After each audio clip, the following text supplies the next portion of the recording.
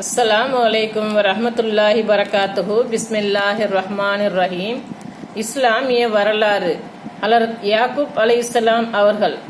ஹலரத் யாக்கூப் பின் இஸ்ஹாக் பின் இப்ராஹிம் அலைஹிஸ்ஸலாம் கன்ஆன் பாலஸ்தீன் மக்களுக்கு அறநெறி கற்பிக்க வந்த இறை தூதராவார்.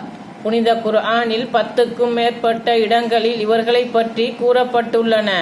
இவர்கள் இறை நெருக்கத்திற்குரிய நபியாகவும் சகிப்புத்தன்மை மிக்கவராகவும் போதுமென்ற மனம் உடையவராகவும் இருந்தார்.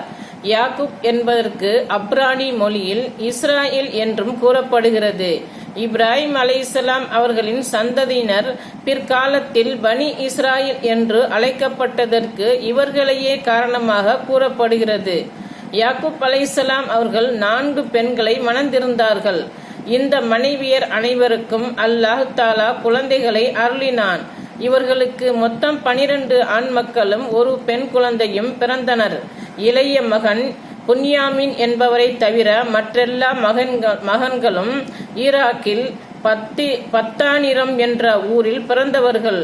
130 வயதில் தமது பாச மகன் யூசுப் அலைஹிஸ்ஸலாம் அவர்களின் விருப்பத்தின்படி தமது குடும்ப சகிதம் மிஸ்ர் சென்று விட்டார்கள். அங்கு 17 ஆண்டுகள் வாழ்ந்து பிறகு 147வது வயதில் மரணமடைந்தார்கள்.